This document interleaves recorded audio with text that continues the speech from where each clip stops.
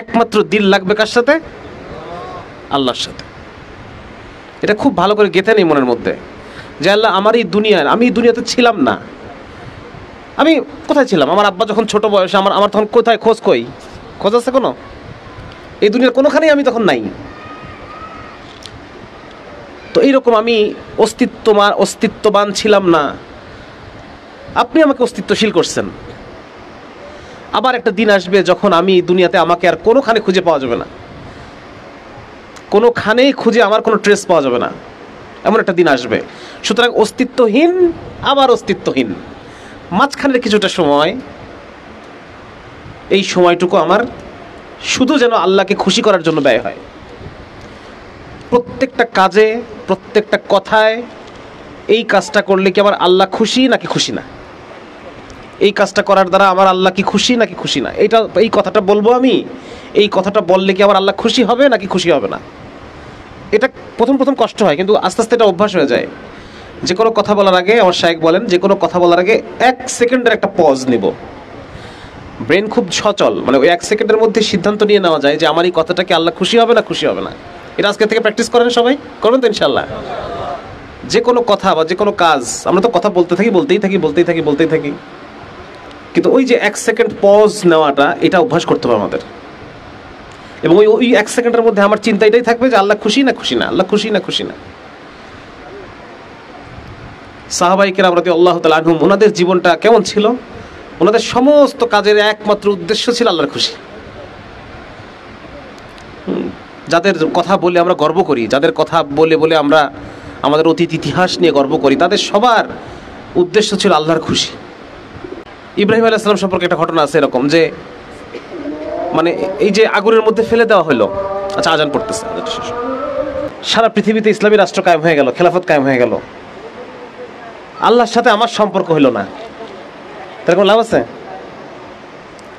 সবাই সব পেয়ে গেল, সব হয়ে গেল, শুধু আল্লাহর সাথে আমার যে সম্পর্কটা আল্লাহর সাথে, ওই সম্পর্কটা আমি বানাইতে পারলাম না,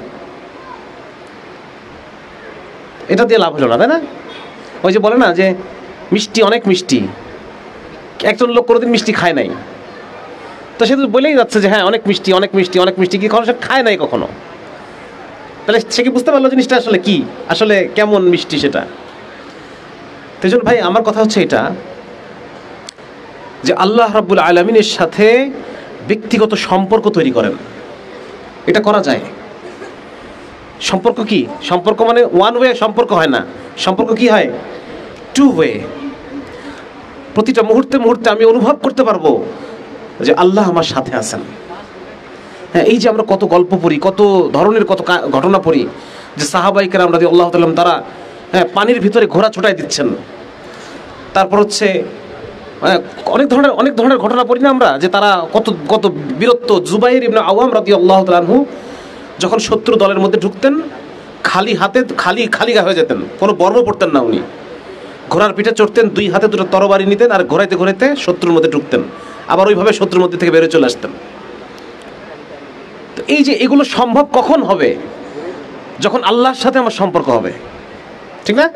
আমি যখন অন্তরে প্রতিটা লোমকূপ থেকে আমি বিশ্বাস করব যে আমার সাথে আল্লাহ আছে, এটা তখন সম্ভব, আদারওয়াইজ এটা সম্ভব না। আর নাহলে পরে তখন যুদ্ধের ময়দানে তখন মনে পড়বে, বাচ্চার চেহারা মনে আসবে, স্ত্রীর চেহারা মনে আসবে। হ্যাঁ, শয়তান তো ওয়াসওয়াসা দেয়, সবচেয়ে বেশি ওয়াসওয়াসা দেয় জিহাদের ময়দানে। এই জন্য যখন আমরা দিনের কোনো কাজ করতে যাব, তখন যে ওয়াসওয়াসাটা আসে, ওইটা ওভারকাম করার একমাত্র উপায় যদি আল্লাহ রাব্বুল আলামিনের সাথে আমার ব্যক্তিগত সম্পর্ক তৈরি হয়।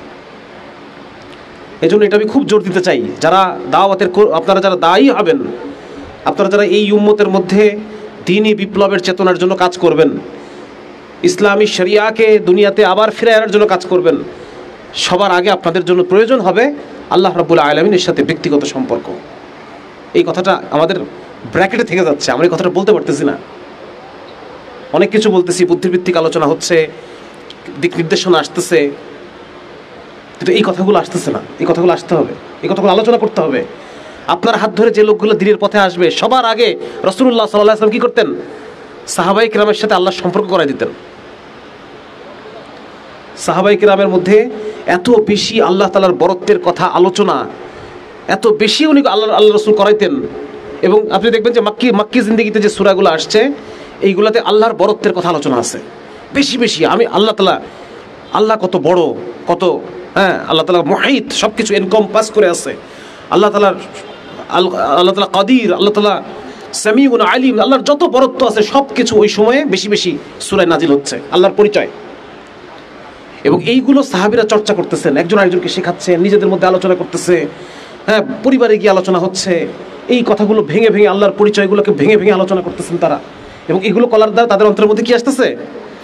আল্লাহর পরিচয়, মারিফাত,